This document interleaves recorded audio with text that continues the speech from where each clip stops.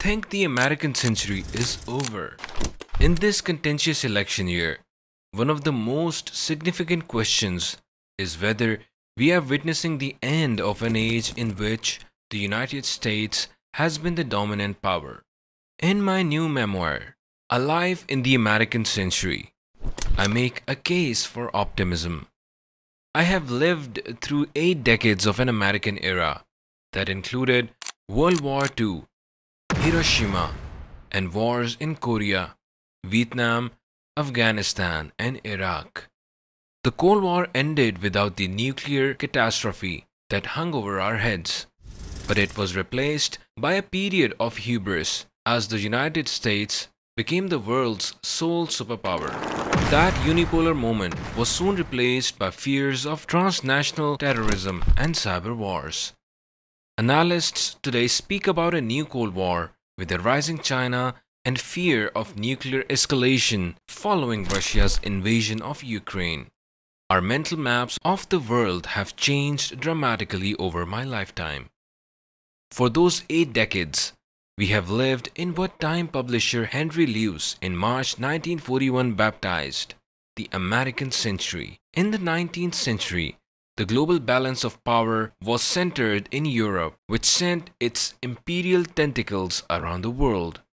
The United States was a bit player with a military not much larger than that of Chile.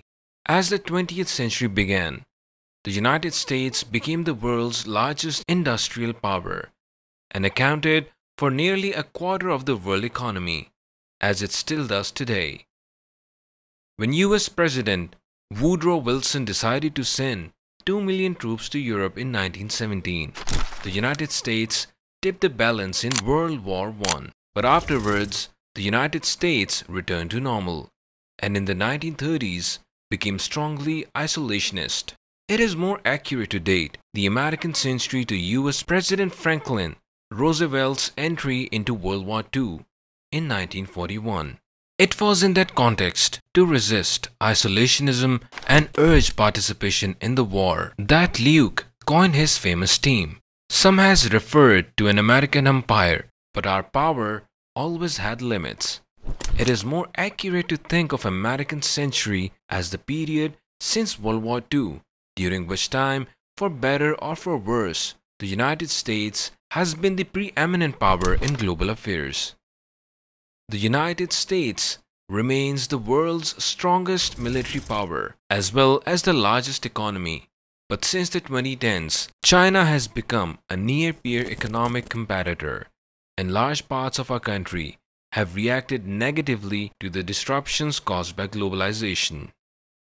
As yet, this contemporary era has no fixed label. So what sort of world am I leaving to my grandchildren and their generation? I try to examine part of it in my 2015 book, Is the American Century Over? And concluded that the answer to that question was no, but that American primacy in this century will not look like the 20th century. I argued that the greatest danger we Americans face is not that China will surpass us, but that the diffusion of power will produce entropy, or the inability to get anything done. China is an impressive peer competitor with great strengths but also weaknesses. In assessing the overall balance of power, the United States has at least 5 long-term advantages. One is geography. The United States is surrounded by 2 oceans and 2 friendly neighbors, while China shares a border with 14 other countries and is engaged in territorial disputes with several. The United States also has an energy advantage, whereas China depends on energy imports. Third, the United States derives power from its large transnational financial institutions and the international role of the dollar. A credible reserve currency depends on it being friendly convertible as well as on deep capital markets and the rule of law, while China lacks. The United States also has a relative demographic advantage as the only major developed country that is currently projected to hold its place third in the global population ranking. 7 of the world's 15 largest economies will have a shrinking workforce over the next decade.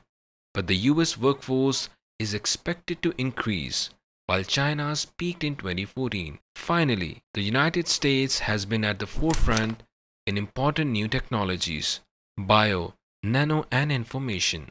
China, of course, is investing heavily in research and development and scores well in the numbers of patents. But by its own measures, its research universities still rank behind US ones. We appreciate your interest as we looked at whether the American century is really over. If this video made you consider how power will be distributed globally, please like and share it with others who might find it interesting. How do you feel? Is the century of America drawing to a close? Post your ideas in the comment sections below. Remember to subscribe to our channel for more insightful conversations about world affairs. Press the alert to stay informed about our most recent videos. Keep your curiosity alive and meet you in the next one.